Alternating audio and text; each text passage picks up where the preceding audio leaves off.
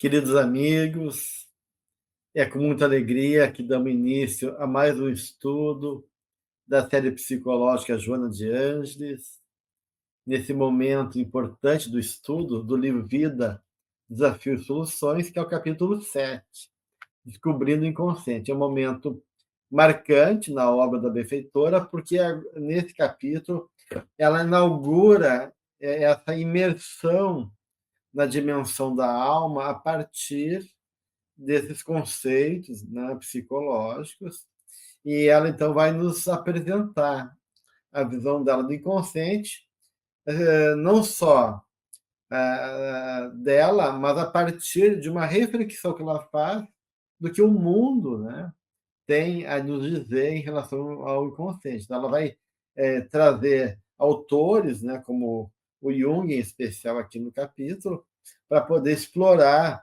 a partir da visão dela, que é uma visão de cunho espiritual, né, reencarnacionista, né, que envolve a imortalidade da alma, o que é esse inconsciente. Né, gente? Então, ela começa de uma maneira mais didática, para depois ir ampliando essa, essa compreensão dessa realidade que é o inconsciente. Então, a primeira parte do capítulo, que é o que a gente vai ficar hoje, é justamente isso. A análise do inconsciente. Depois eu tenho processo de individuação e os arquétipos. Então, hoje, né, a gente vai tentar, né, porque é uma parte longa do capítulo, tentar meio que resumir, né, e trazer alguns elementos importantes em cima desse tema. Como é que foi o contato de vocês com o capítulo? Guadalupe, Marluce, vamos dar uma olhadinha então nesse material, né?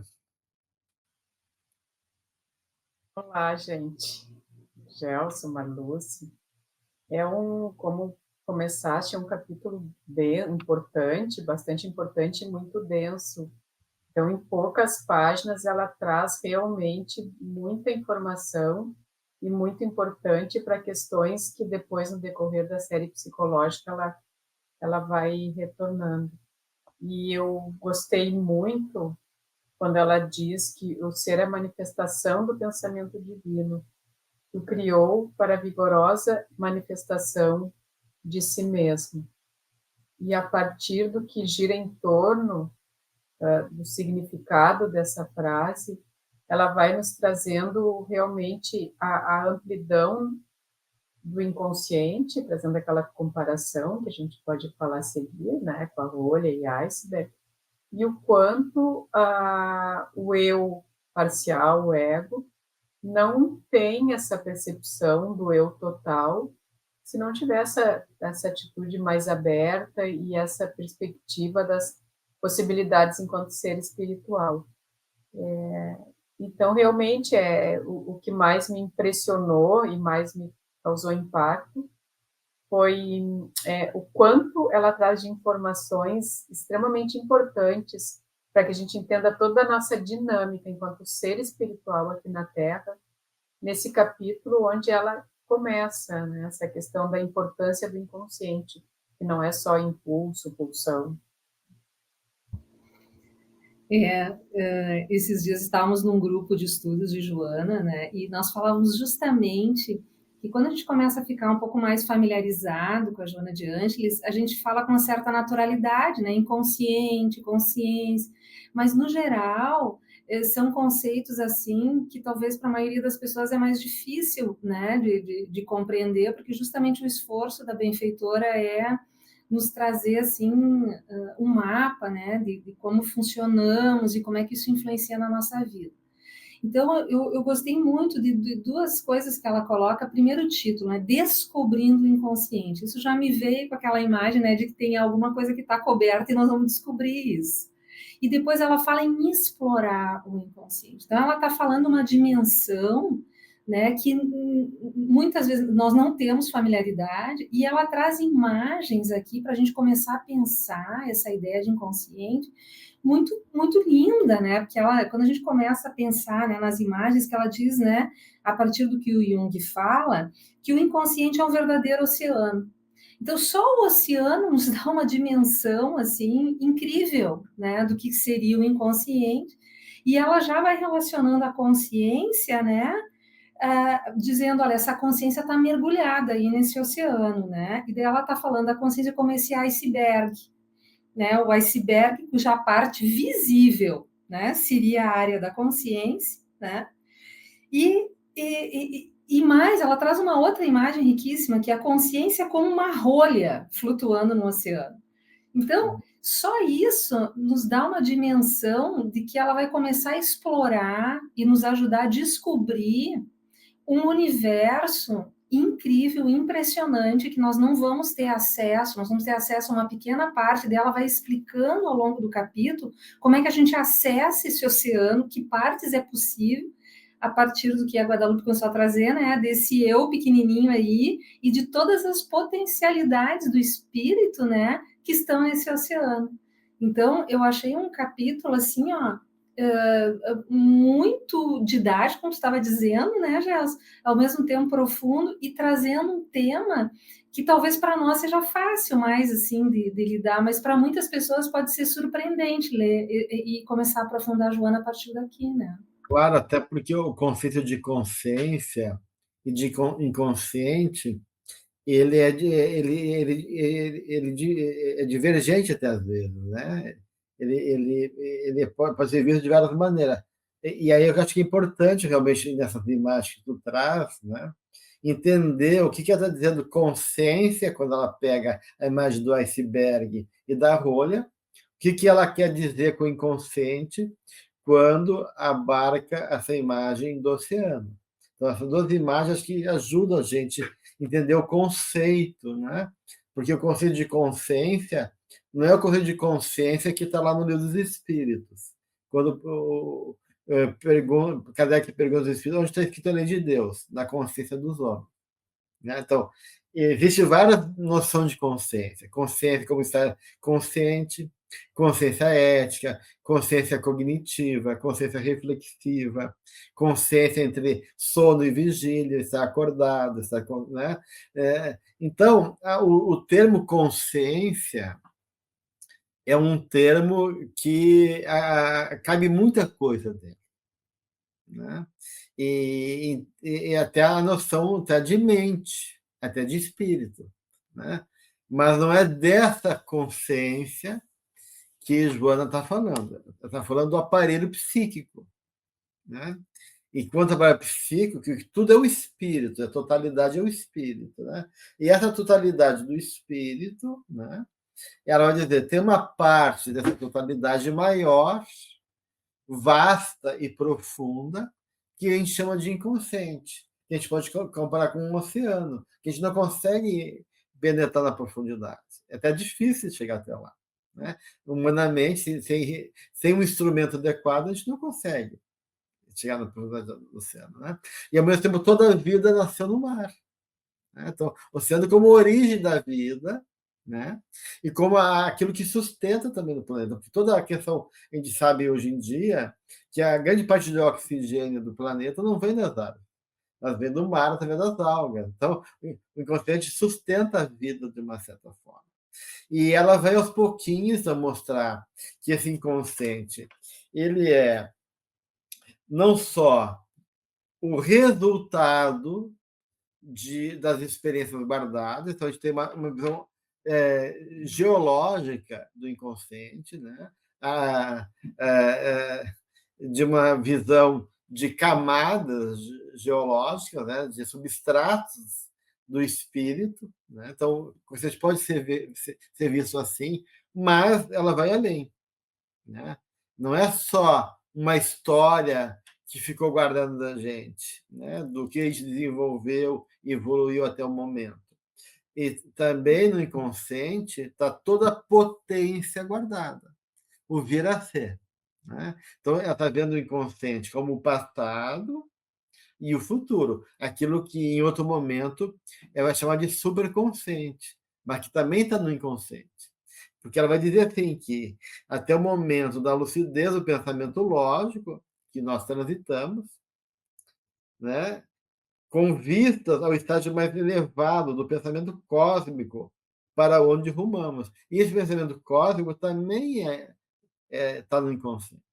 Então, o inconsciente aqui é aquilo que a gente já conquistou e automatizou do espírito, aquilo que é meu, né? E que eu não preciso nem pensar, porque isso já é uma conquista, né?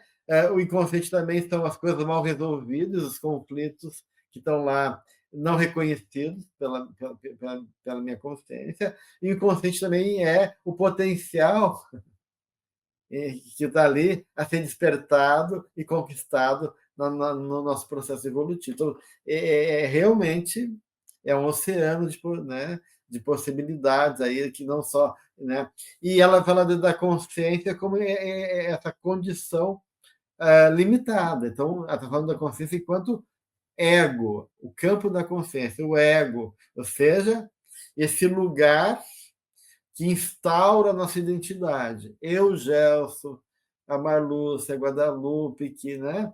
Mas a consciência é uma consciência aí, então, enquanto uma faceta de um eu maior, que ela chama de eu maiúsculo, né? Então ela fala do ego, com E minúsculo, e um eu, né? Que também é uma consciência. Então, olha só quão complexo é isso, né, gente? Não sei como é que vocês compreenderam aqui, quando ela começa a trazer esses elementos para poder pensar, né, a realidade da alma, né? Mas, porque ela vai dizer, tem que ter em mente que a gente está falando do espírito, né? E aí ela vai poder começar a dialogar com esses conceitos a partir dessa noção de espírito. Realmente, ela está dizendo, né? E mais uma coisa que ela está dizendo a partir de tudo isso que estava comentando, já ela diz assim, ó, é muito difícil dissociar-se o inconsciente das diferentes manifestações da vida humana, porquanto ele está a ditar de forma poderosa as realizações que constituem os impulsos e atavismos existenciais. Então, esse mundo todo desconhecido, né, que a gente vai ter acesso com essa, que ela vai começar a falar ali do ego, essa consciência menor ali, né, que é fundamental, é menor considerando a sua dimensão em relação ao inconsciente, a todo esse conceito de consciência que o Gelson estava trazendo, é a partir dele que a gente vai começar a entrar em contato com os conteúdos que estão ali. E por que é importante que a Joana está trazendo aqui? Porque mesmo que a gente não saiba o que tem dentro desse oceano, nessas camadas aí, isso influencia e muito a nossa vida aqui em cima, né? Então, se a gente pudesse continuar nessa imagem do oceano, como é que a gente vai conhecer ali? Vai conhecer a partir desse ego, né? Então, eu vou mergulhar ali, eu vou começar a identificar, né? Algumas coisas eu vou ver com mais facilidade. Eu fiquei pensando na luz do sol, quando ela incide no mar, tem até uma determinada altura ali, a gente consegue ver coisas a olho nu. Depois fica mais difícil. Então, essas camadas geológicas, né, que tu estava falando, já estou pensando também, né, pensando lá naquele oceano profundo, naqueles abismos do oceano que a gente nunca vai saber até o momento, né, com a tecnologia que a gente tem, que tem lá, né, assim a nossa vida psíquica. Mas a Joana está dizendo, olha, esse mundo que aparentemente a gente não percebe, ele se manifesta. Ele se manifesta, ele é importante porque ele exerce influência na vida que a gente tem aqui consciente, e daí ela começa a trazer, né, essa questão, como é que ele se manifesta, de que forma simbólica, como é que a gente acessa esses conteúdos e por que isso é importante. Porque ele passa, muitas vezes, a determinar coisas e a gente nem sabe o que está acontecendo aqui. Né? Então, como é que esse inconsciente vai se manifestar na nossa vida? Quando a gente diz uma coisa que não queria dizer, né? Quando a gente se surpreende, a gente age de um jeito, diz assim, puxa, como é que eu pude reagir assim? Então, a gente vai sentindo essa pressão, isso vai desacomodando esse nosso eguinho aqui, e aí, então, ali a gente pode começar a identificar que isso que está vindo lá das profundezas, né, desse oceano, está, sim, influenciando o meu barquinho que está navegando aqui em cima. Né? Então, tanto é que ela chama esse processo como uma função, né? Então, ela vai equiparar o espírito numa certa condição, né? Não como totalidade, como o inconsciente. Ou seja, o espírito exerce a sua função na condição de inconsciente. Ou seja, o inconsciente é uma forma do espírito, enquanto totalidade, estar ativo, como tu está falando, né, Manu? Assim, e responder, movimentar energias e mobilizar as forças de si mesmo, né, nesse ego que está operando na relação com a vida. Né? Então, então realmente trazendo o inconsciente como uma dimensão muito importante da nossa natureza.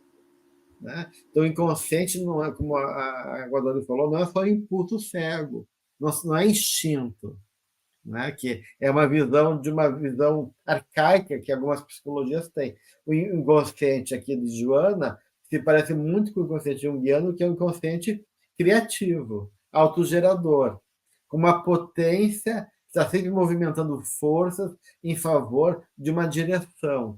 Ter um sentido teleológico, uma finalidade. Então, nosso inconsciente ele funciona dentro de uma lógica, né, diante de uma realidade e que pulsa como forças atuantes que não sejam só apenas instintivas.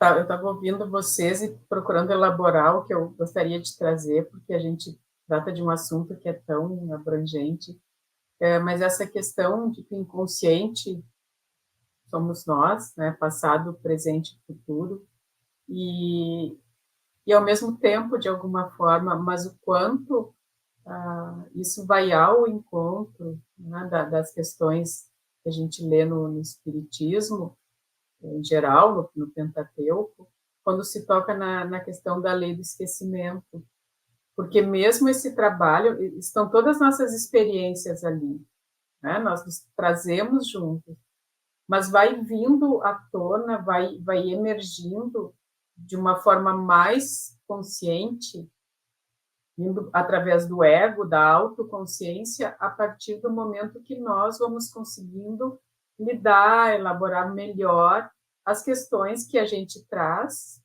de uma maneira ou de outra, são as questões ligadas às nossas vidas espirituais passadas, né? E muitas, claro, a essa, mas que de uma forma ou de outra, reflexo das passadas.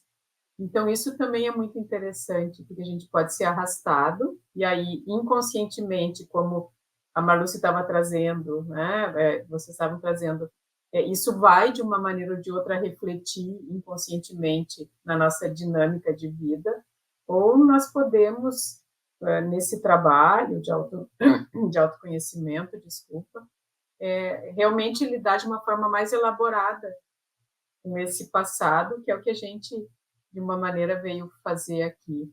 E também lá do outro lado, né? Claro que o que tem é o presente, então isso é interessante, nós temos que aprender a lidar com o passado de uma forma mais consciente, sem nos deixar ser carregado, né?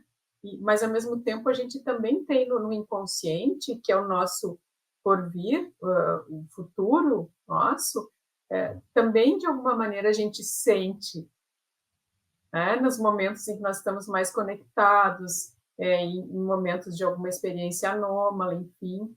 Então, junto com a complexidade, existe essa perfeição da obra, né? E isso realmente é muito interessante e bonito, porque é para viver, né? E aí, assim, né, eu passo para vocês a palavra, mas passa pelo que tanto Joana nos ensina, que é a experiência. Então, agora, né, nós estamos tendo a parte didática disso. E agora, o que eu vou fazer com isso? Né? Vou seguir de que maneira? Então, na experiência do hoje, nós trabalhamos o ontem e sentimos o amanhã, de alguma maneira. Né? Eu acho muito bonito essa dinâmica. Ela fala, né, Guadalupe, ali, que os indivíduos normalmente se movimentam na vida em estado de quase de sono, né? Sem dar-se conta do que acontece à sua volta, sem conscientizar-se das ocorrências nem dos seus mecanismos. E aí, retomando um pouquinho, né, o que a gente estava falando por que o inconsciente quer se manifestar? né? Por que a gente... Então, ele se manifesta, assim, a nossa revelia, vamos dizer, né? Então, a partir dessa ideia de que tem um sentido, de que tem todo um movimento na nossa vida que quer integração, né? Então, aquilo, né? Não há nada oculto que não venha a ser revelado. Então, as coisas que estão ali, elas querem vir para a luz. Dentro, claro, né, Madamu, tu estava dizendo, das nossas condições, né, daquilo que a gente tem estrutura para lidar. Então, existe todo um movimento que eu acho lindo isso, assim, de trazer aqueles conteúdos que estão lá para vir para a nossa consciência, para que a gente possa tomar conhecimento disso, sair dessa consciência de sono, como a Joana diz, né? E, nesse sentido, valorizar a riqueza que é uma encarnação aqui. Porque ela diz, né, a existência humana é uma aprendizagem valiosa que não pode ser desperdiçada de maneira vulgar ou vivida utopicamente, qual se fosse uma viagem ao país da ilusão, no qual tudo tem lugar de maneira temporal, mecânica, destituída de sentido ou de razão. Então, aqui ela traz o sentido da nossa encarnação. A gente está aqui para se desenvolver, para a gente explorar, né, descobrir todas essas potencialidades que a gente tem e que muitas vezes elas vão ser descobertas e exploradas a partir da dor, daquilo que a gente não entende, do nosso sofrimento, mas o movimento é um movimento amoroso, de dizer, ó, vamos trazer para a luz para a gente poder lidar com isso. Então, é lindo esse sentido também, né, desses conteúdos virem e da gente sair dessa nossa, olha, a tua realidade não é só essa realidadezinha aqui que tu tá olhando, né? Tem coisa se movimentando ali embaixo. Vamos deixar isso vir à tona, vamos explorar isso, para a gente não se assustar muito, né? Porque aí está esse trabalho espiritual mesmo, aí que vem as nossas transformações, aquilo que a gente chama no espiritismo de evolução. É por isso que ela fala em vários eus, né? Ela fala do ego, esse ego que busca se tornar autoconsciente, fala do eu, na condição de ser, né? E que esse eu não só é essa dimensão que pensa somente em si, mas também que existe uma dimensão do inconsciente que é o eu total, né? Formando o eu total. Então, ela está falando assim, olha, gente, tudo é um grande eu, né? Tem o eu ego, tem o eu inconsciente, que é o outro dentro da gente, e dentro desse inconsciente tem vários eus, que ela vai falar aqui, né? Da ânima, do ânimos, da sombra. Então, a gente é formado de instâncias, de ilhas de consciência. Agora estou falando com vocês aqui, né? Mas se eu fechar os olhos e parar, estou vendo que tem fantasias, preocupações, desejos, impulsos, outros eus que estão aqui presente, independente do movimento do ego. Então, o ego está aqui nesse momento controlado. Mas se, de repente, eu fico emocionalmente alterado ou bebo demais, esse ego perde o controle e vem outros conteúdos e instâncias da minha natureza, outros eus que aparecem. Então, e na medida que ela diz, quando a gente consegue ter uma experiência de totalidade, quando o eu ego, né, e sintoniza, reconhece, vivencia, né, e consegue abrir espaço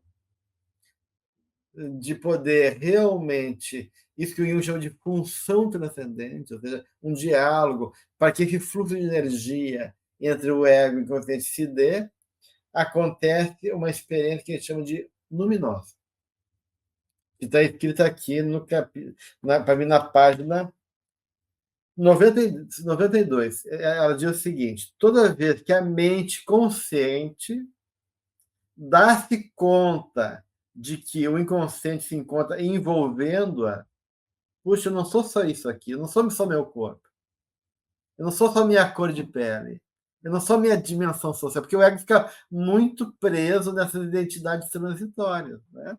Quando eu consigo alargar e me dar conta, e ela diz que o que se encontra envolvendo é tomado por certas expressões de deslumbramento ou choque. já que é a totalidade, oceano, incluindo o iceberg, que vem à tona. Então, em algum momento, eu sou tomado por uma experiência, né? Seja emocionalmente, seja num insight, num cliquezinho de entendimento, seja em relação a algum aspecto meu que se atravessa, né? Isso é luminoso. Seja o luminoso uma experiência emocionalmente grandiosa, independente se o conteúdo é terrível, né? Porque tem conteúdos que são terríveis para a gente suportar, ou de conteúdos que sejam deslumbrantes e que nos ameaçam pela grandiosidade e beleza que eles têm também, né? Porque o que é belo e grandioso também nos assusta, né? Então, na verdade, a gente é tomado por essa experiência, né? E que, de uma certa maneira, aí a Joana vai falar que justamente, se por um lado a experiência ela tem esse caráter emocional de deslumbramento ou choque, por outro lado, enquanto manifestação, o inconsciente tende a ser trazido a partir de símbolos. E ela começa a falar um pouquinho sobre isso. Traz essa grande importância do entendimento do que é símbolo e de como trabalhar a questão do símbolo no nosso dia a dia, que também é algo que, como vocês trouxeram, se a gente lê Joana já até está um pouco acostumado, mas é algo que também não é corriqueiro. Esse trabalho com simbolismo, com simbolizar, com a psique criativa, com realmente olhar as experiências de uma forma a ver o que elas trazem saindo do concreto. Então, é outro ponto que acho bastante importante nesse capítulo, dada a importância que ela dá e o quanto ela vai daí nos ensinando, né? Vai trazendo a questão onírica, a questão dos sonhos, num primeiro momento, assim, como importante. Isso também, quando a gente estuda Joana, é claro, dentro do espiritismo, mas pelo viés psicológico, é outra questão, porque muitas vezes se vem estudando o espiritismo de uma forma um pouco menos ampla, trazendo Joana, né? E aí se pensa no sonho só como desdobramentos, vivências espirituais, e isso tudo é maravilhoso também, mas não é só isso. Então, ela amplia mais o nosso olhar em relação a esse tempo da nossa vida que é grande, né? Então, vamos botar aí 6 a 8 horas a cada 24. É um tempo onde a gente tem uma outra vida nessa vida, que, claro, é a mesma. Então, é um ponto interessante. Olha, tem desdobramento, sim, né? Tem os sonhos espirituais, tem várias questões ligadas aos sonhos, sim, mas existe vida também, né? Dentro desse lugar que vai muito além só de uma vivência espiritual, não desmerecendo. Então, isso eu acho muito interessante, né? A riqueza desse momento em que a gente está em outro estado de consciência, ainda sendo nós. É legal, né? Ela recupera aqui, né, na página 93, né, que tanto para Freud quanto para Jung, o inconsciente somente se expressa através de símbolos, né? E aí eu gosto de pensar, assim, que o inconsciente ele fala um idioma, uma linguagem que é diferente da consciência, né? E é como se a gente fosse para um país estrangeiro, vamos dizer que a gente não falasse aquela língua, né? A gente vai para a China, né? Quem é que fala mandarim? Né? E nós vamos chegar lá, mas a comunicação ela é impedida? Não, só que a gente vai ter que usar criatividade, né? A gente vai ter que usar outros recursos. Então, o inconsciente ele trabalha numa lógica que é diferente da lógica da consciência, e por isso, se a gente é muito literal, muito concreto, que é tudo muito organizadinho, isso nos desacomoda. Por isso que quando a gente sonha, né, pensando no sonho como uma linguagem assim do inconsciente, muitas vezes a gente diz, nossa, eu tive um sonho muito maluco. Nossa, esse sonho é muito estranho, e a gente tenta organizar aquele sonho, né? Porque a nossa consciência ela funciona por esse pensamento mais dirigido, racional, que é organizar, e o inconsciente busca uma outra lógica, né? Então, isso é uma das questões. Agora, é muito bonito quando a gente começa mesmo que a gente não interprete, né, porque a gente acaba não interpretando o sonho, mas assim, se deixando levar pelas imagens, né, e tentando dar uma visão mais simbólica, o quanto isso vai enriquecendo e vai mudando, inclusive, a forma como a gente percebe, né, o mundo lá fora. Por exemplo, uma outra questão também, né, como o inconsciente manifesta através do nosso corpo, né, do nosso sintoma. Se a gente olhar e pensar, é uma dor de garganta, vou lá com uma pastilha e deu. Agora, se eu dou um olhar, né, simbólico, poxa, que dor é essa? Eu já mudo a minha visão, né? Então, essa relação com o inconsciente também desacomoda o ego no sentido de demandar dele um exercício, né, de ampliar realmente a forma, né, de lidar com esses conteúdos. E isso é bastante desafiador.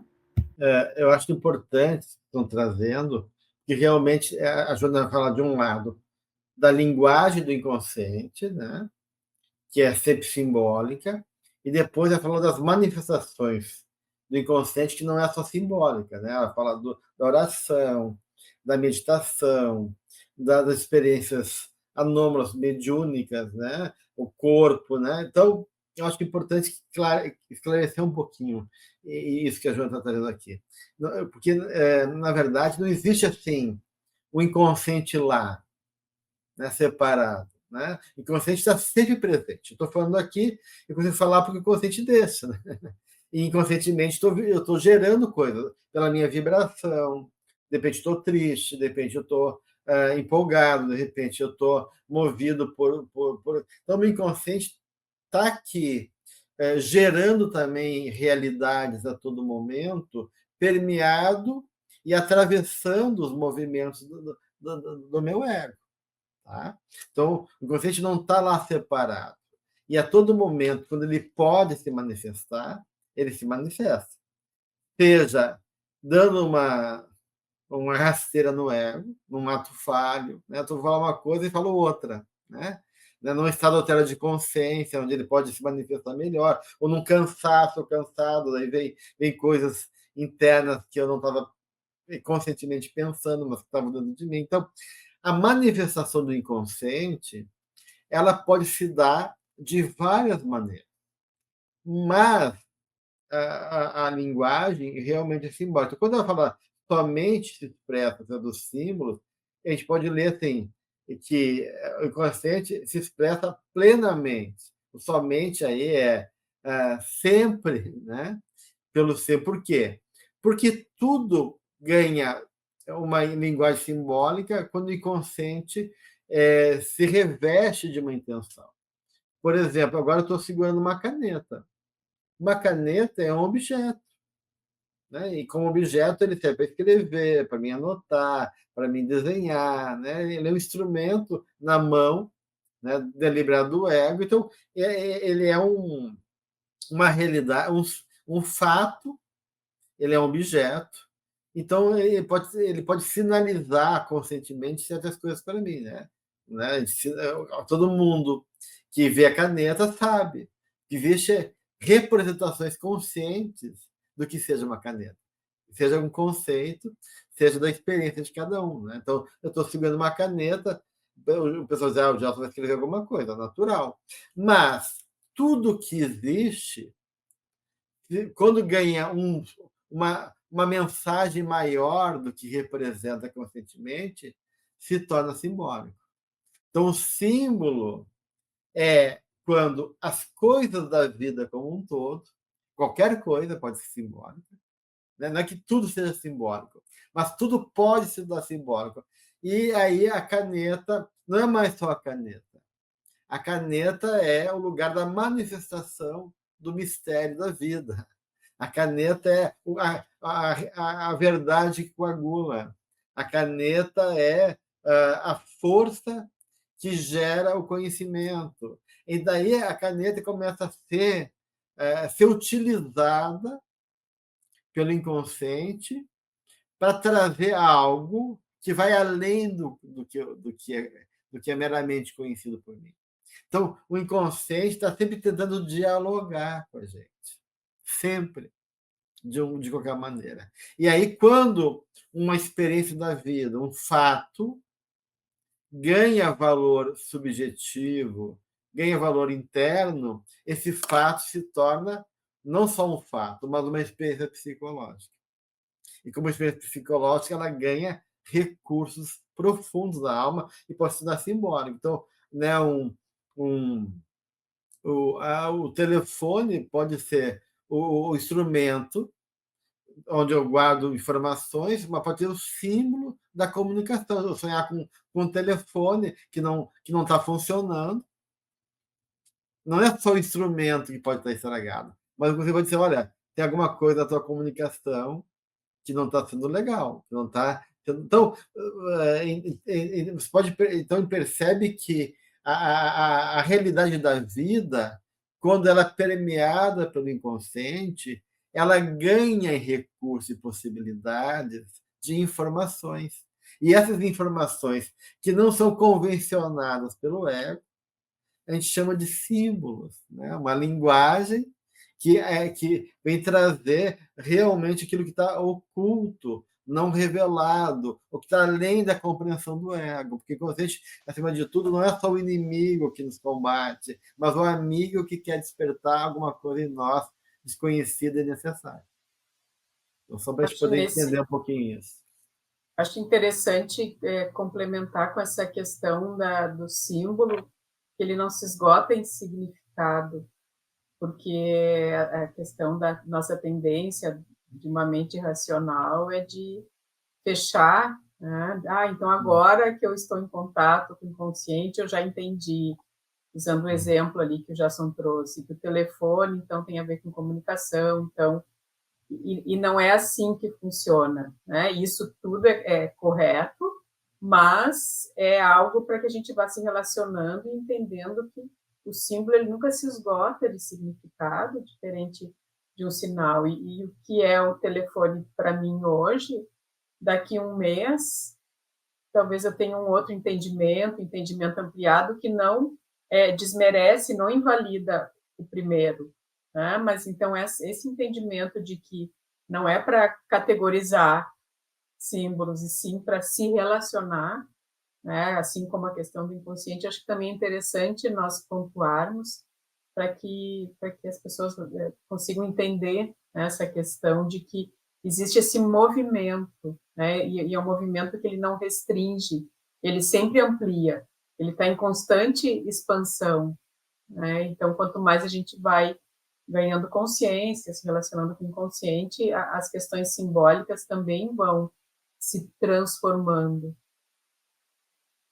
Não, e isso eu estava pensando, né? Mesmo que a gente não entenda, às vezes, de uma forma racional na consciência, o símbolo, ele exerce um efeito, assim, né? Quantas vezes, né, gente, que a gente sonha, e às vezes é um sonho transformador, né? Aquele sonho vem com uma emoção muito forte, né? Ou pensando num outro símbolo, assim, né? Às vezes um abraço, uma forma que a pessoa dá, o olhar que a gente recebe, aquilo tem um sentido e um significado, né? Que nos move e que transforma. Então, essa capacidade de transformar realmente, de dar uma outra visão, de dar, né, um sentido para as coisas. Então, isso a gente sente na vida da gente, só que eu tenho essa sensação, assim, que a gente tende sempre a querer tudo muito, muito, muito detalhadinho, tudo muito explicadinho, às vezes a gente mata aquilo, né? Daí eu fiquei me lembrando até da própria experiência do Jung, né, das duas personalidades que ele tinha, né, as duas vozes que falavam com ele, né, que um era jovem, era, né, daqui da época, e o outro ele dizia, é um velho que fala comigo, né, é de outra época. E ele dizia, quando ele começa, então, a partir das experiências que ele tem, porque ele foi um homem que realmente teve uma abertura muito grande para os conteúdos, né, que vinham, ou desses conteúdos que ele estava imerso, porque esse que estava trazendo já é muito interessante a gente pensar que nós estamos imersos no inconsciente, né? Isso é algo, esse oceano, aí de novo a imagem do oceano é bem bacana, né? Então, eu dizia, ele começa a conversar com essas vozes, ele diz, gente, isso aqui não é dissociação, eu não estou louco, eu não estou dando espaço para essas inúmeras instâncias que eu, né, identifico aqui, né, e a partir disso, então, com esse contato, ele começa a compreender, né, toda essa nossa dinâmica psíquica, né, e a função dos sonhos, e como é importante a gente dar espaço para isso, mesmo que a gente não entenda de uma maneira, às vezes, racional, né? Então, só o fato de botar atenção num sonho, anotar um sonho, isso tudo já tem um valor terapêutico importante. Tanto é que ela coloca aqui, né, Marluce, na página aqui 94, né, no parágrafo de cima aqui. O objetivo não é resolver imediatamente os distúrbios da natureza neurótica, ou seja, as interpretações das mensagens do inconsciente, né? E sim utilizar de forma conveniente as suas forças portadoras de energia de crescimento, de elevação, de conhecimento e de liberação, porque justamente a Joana fala que logo em seguida que o grande desafio então é poder explorar esse mundo desconhecido por ego e dialogar com a nossa parte interna, né? Porque ela vai dizer que existem forças positivas favoráveis e forças negativas contrárias, né? Ou seja, a gente é atravessado por várias naturezas de coisas que a gente já aprendeu, já evoluiu, já está humanizada, parte da gente mais primitiva, parte da gente mais conflitiva, natureza nossa mais infantil, natureza mais madura, porque a gente não evolui, tem tudo de mão dada igual, né? Tem partes das nossas que estão mais crescidinhas, mais trabalhadas e parte da gente que está no calcanhar do pé, né? No dedão do pé. Né? Muito, então, de uma certa maneira, o trabalho em poder reconhecer a totalidade do nosso ser é justamente expandir as possibilidades de, em reconhecendo suas partes, dar uma direção positiva, ou aproveitar o potencial, ou educar o que precisa ser educado, e assim por diante. Né? Então, todo o movimento que a Joana vai aí começar a trazer aqui no capítulo, né, para esse mergulho no eu total, para que as imagens em conflito sejam liberadas, porque é exatamente isso. Se a gente não conseguir fazer esse encontro conosco mesmo, a gente não tem como apaziguar nossa alma, se a gente não reconhecer quem somos, se a gente não tem um compromisso com a verdade, sem julgamento, sem culpa, mas uma abertura de autoencontro, não tem como transformar e lidar com essas realidades internas da gente. Ela diz ali no iniciozinho da 97, no meu livro, e daí os resíduos, né, das nossas questões continuam produzindo distonias quando não tem, então, toda essa atitude. E mais adiante, nessa mesma página, acho interessante que ela nos traz que toda essa energia de que é portador o inconsciente pode ser, como nós, né, estamos falando, canalizada para a edificação de si mesmo, superação dos medos e perturbações, dos fantasmas do cotidiano, que respondem pela insegurança e desequilíbrio emocional do indivíduo. Porque essa energia, ela está ali. Então, a questão é como é que nós vamos lidar com ela.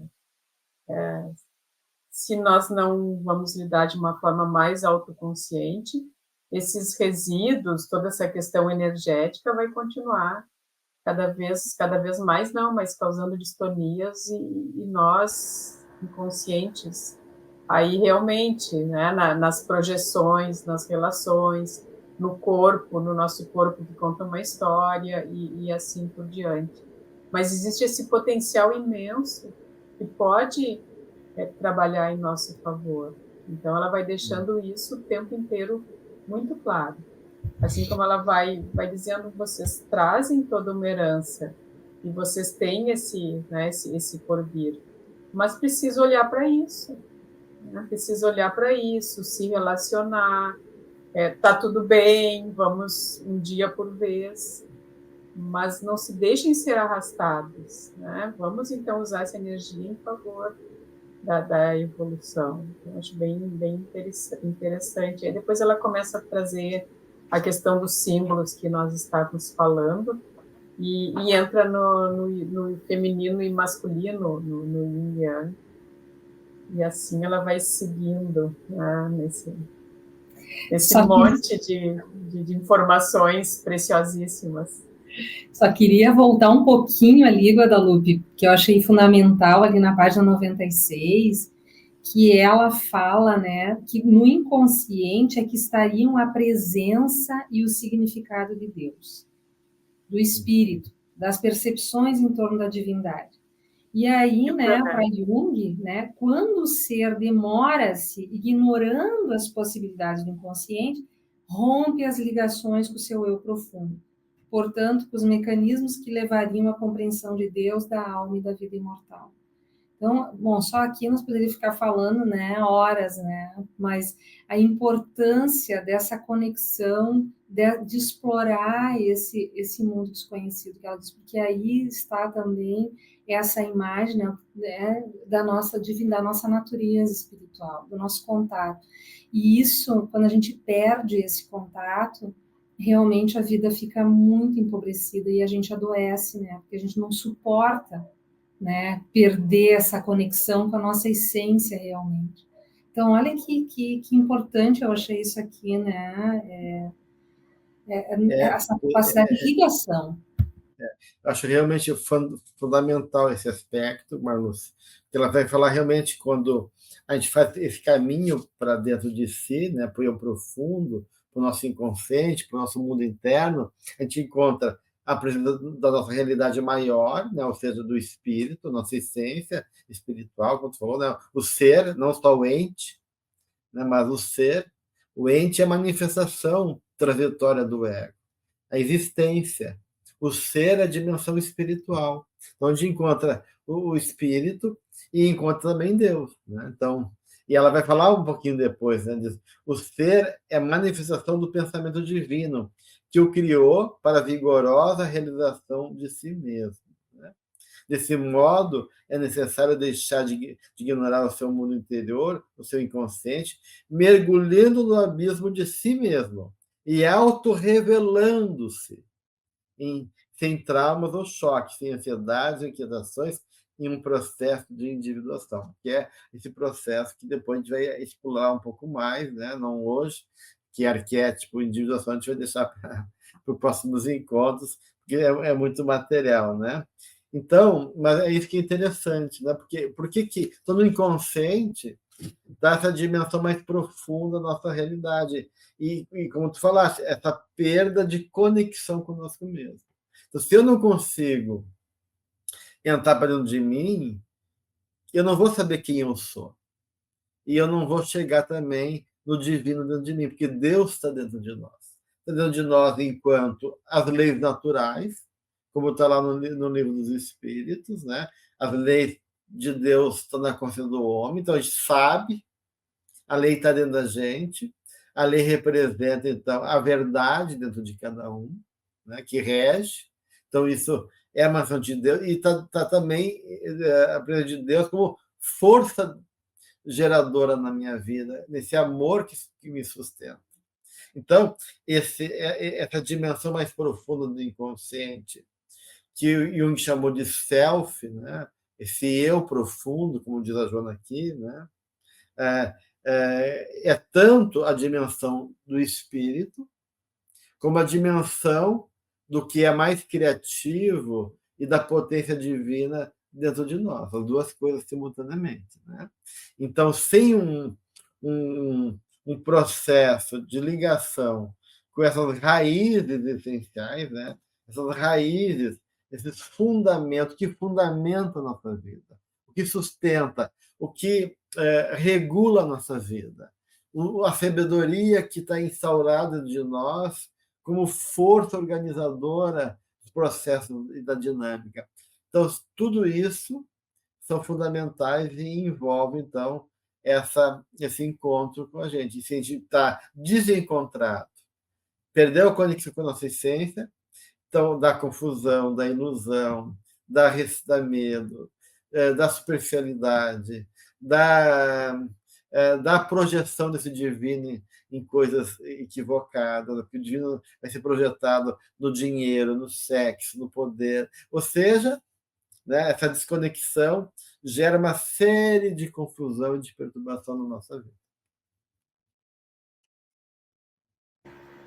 Falta o oxigênio, que tu diz que a maioria do oxigênio vem das algas que estão no mar, né? Falta o alimento, é verdade. E de alguma maneira o mundo mudou muito, está mudando muito, mas ainda é um retrato do nosso coletivo, essa desconexão, se nós formos generalizar. Então, é preciso muito vibrar no bem, divulgar no sentido de vivenciar essa realidade que a mentora nos apresenta aqui, nos convida, né, a colocar em prática, para que a gente vá sendo, então, o veículo nesse oceano, aquela gotinha, que é importantíssima e que vai mudando isso. Porque, e claro, né, que existem muitos que entendem e vibram, mas existe uma esmagadora maioria de pessoas na Terra que perderam o endereço de si mesmo, como se costuma falar, e que realmente vivem só para fora, sem uma conexão consigo e com o divino, e com o verdadeiro sentido da vida, no que realmente ela significa. Então, como é importante nós termos consciência disso, mas fazemos a nossa parte. E aí eu lembro do Jung, como ele também nos trouxe que se a gente ganha um pouquinho de consciência, o mundo também ganha. Né? Então, que a gente não fique nesse... tem que ter, sim, a noção da realidade, mas não fique nessa vibração negativista, pessimista, de que as coisas, né, estão assim, no assado. Não, que a gente se comprometa, então, em se transformar, para daí transformar a realidade à nossa volta aos nossos olhos, mas também num padrão vibratório que tu muda realmente a realidade externa, cada um pouquinho. Então, isso também acho importante. E algo que, né, que a gente já trouxe, mas que eu acho a questão do inconsciente, né?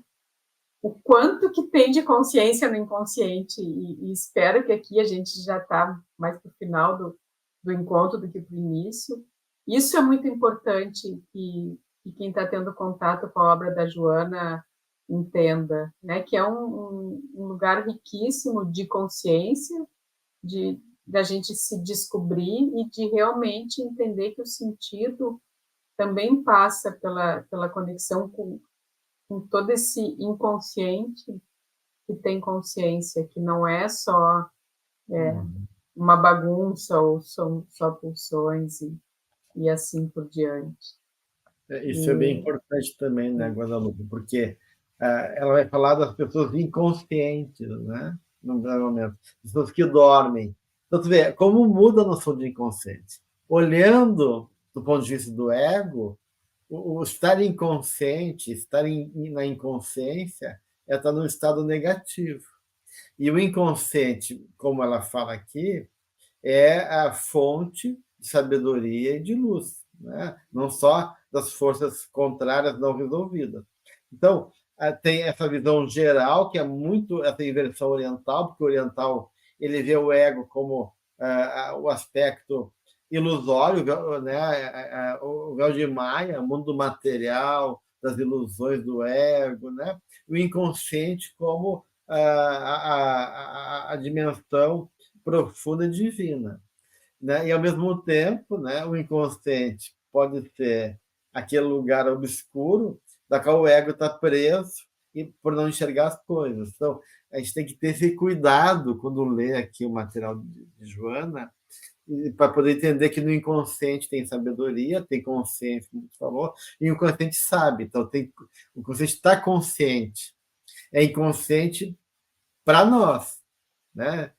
Tem que entender que, quando a gente fala do inconsciente, é porque está partindo do ego, né? Mas se a gente não partir do ego e partir do espírito, o inconsciente se torna, né, essa dimensão muito mais ampla, como o João está colocando aqui. Então, acho que realmente é importante ter esse cuidado que está apontando, né? E até se a gente fosse tentar trazer para a teoria, o inconsciente não está em nós, nós estamos no inconsciente, né? Então, isso também é uma questão, a gente acaba ficando egocentrado e achando que, então, é o meu inconsciente. De certa maneira, quando a gente fala, está certo, mas O é meu algo... espírito, né? Como se... Né? Então... o meu espírito. Não, a gente é espírito, né? O ego tem essa mania, né? De se colocar fora e achar que ele é o centro e o maior de tudo, né? Então, isso é interessante a gente também se familiarizar com essa questão. E aí ela lembra, né, que para Jung, ali no finalzinho da 97, o que está nesse inconsciente, né? Ela fala desse grande pluralismo que tem nesse inconsciente, né? E que tem esse caminho de atingir, ela começa a falar da harmonia, do equilíbrio, né? Então, todos esses movimentos de integração, de compreensão, até chegar no que ela está falando ali do pensamento cósmico, né? Quando o psiquismo divino se desenvolve no ser humano, ele pode exclamar qual fez Jesus Cristo: eu e o Pai somos um. Então, todo esse pluralismo que está ali, né? Em algum momento, quando a gente vai integrando isso, isso vai dando riqueza, sentido, e aí a gente vai, né, numa linguagem espírita, evoluindo, vai, o que é evoluindo, né? Tendo uma consciência maior de tudo, né? E a ponto de, num processo lá que um dia nós vamos chegar, né? Que é do átomo ao arcanjo, a gente vai ter um pensamento aí muito conectado com a mente divina, né? Porque a gente está imerso nisso. É interessante isso que a Joana vai trazer, porque realmente é múltiplas vozes dentro da gente, né? Então, de um lado tem a unidade, e de outro lado tem a multiplicidade. Então, a gente trabalha com essas duas noções, da unidade e da multiplicidade. Então, a gente tem uma mulher dentro da gente, uma criança, um velho, né? um ser atrapalhado, um ser bem resolvido, né? E assim vai. Então, nós somos atravessados tanto por forças da alma, como ela coloca aqui do yin e do yang, forças masculinas, femininas, a vontade, o sentimento, a imaginação. E, ao mesmo tempo, né, essas instâncias psicológicas que refletem também unidades de significado e de organização emocional que é fruto do nosso passado. Né? Então, aquele ser que eu fui lá em outra vida pode estar muito forte de mim. Né? Ele está mascarado agora, como uma sombra. Eu fui um assassino, um déspota, agora eu venho numa condição humilde, uma condição de limitações, e eu me identifico um pouco com isso, mas se deixar, né, se me der poder, não sei, sai da frente. Né? Daí eu não sei o que eu faço. Então, de uma certa maneira, tem toda essa personalidades que carregam experiência, que carregam valores e cargas emocionais dentro de mim, para poder realmente chegar daí num trabalho de elaboração e integração nessa unidade que está falando, né, Marluce, e chegar então nos valores divinos, né, cósmico, que é superar não só uma lógica limitada, superar não só uma compreensão da realidade, mas desenvolver as potências que estão no inconsciente, que é o amor, que são né, que é essa dimensão ética que vem dos valores espirituais, de poder, né, a compaixão, a bondade, né, o respeito, né, e todo aquilo que resume, né, a, a dimensão, né, do homem de bem lá no Evangelho segundo o Espiritismo, né, e que envolve então a busca da perfeição, né, possível para nós. E a Joana já está citando aqui, né, a questão da saúde e da paz total, dessa harmonia que ela chamando de individuação, que começa primeiro com essa harmonização e integração das nossas partes, para depois ir para um movimento mais profundo e alargado, que é a plenitude enquanto perfeição também.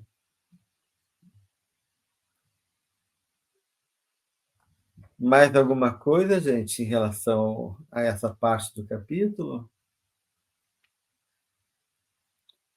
Acho que já deu para ter uma ideia, né, mais ou menos, das coisas que ela está falando, né? E cada instância dessa, né, a ânima, o ânimo, o sombra, também tem uma função positiva necessária. Não é só conteúdo emocional, não é só, né, ela tem um papel também, e que com o tempo a gente vai poder desenvolver aqui, né? A gente vai ter, a Joana vai retomar esse conceito de ânima, ânimo, sombra, persona, eh, e assim por diante, né? O próprio self. Então, a gente vai poder ter oportunidade com os estudos adiante aprofundar um pouquinho. Então, fica já esse aperitivo, né? Esse apelo gostoso que ela está fazendo a gente poder tentar entender melhor essas partes que não só carregam conteúdos, mas que tem uma função dentro de cada um de nós, um papel a desempenhar. Tá bom? Mais alguma coisa, Marluz, pela luz? Eu só me lembrei do Jung, né, que no final da vida ele diz: minha vida é um inconsciente que se realizou. Que profundo, né, uma pessoa poder chegar, né, no final da vida e dizer: puxa, eu me dediquei à minha alma, né? Eu É. acho que ele é uma inspiração, né, para gente. E quando ele fala em consciente se realizou, também é essa dimensão do meu ser como um todo, né? E na minha essência e na minha totalidade. Realmente. Bem interessante. Então, com isso, a gente encerra, né, o nosso estudo de hoje e convidamos para estarem dando continuidade a esse capítulo, que é muito interessante, com a ideia que ela vai trazer aqui do processo de individuação. O que é a individuação? Como é que se dá? Que questões estão em jogo? Que a gente fala, quando a gente fala em processo, uma coisa que é dinâmica. Então, convidamos a todos a estarmos juntos novamente no próximo encontro. É uma alegria e a nossa gratidão por vocês estarem conosco junto a esse canal da Mansão do Caminho. Um grande abraço e até a próxima.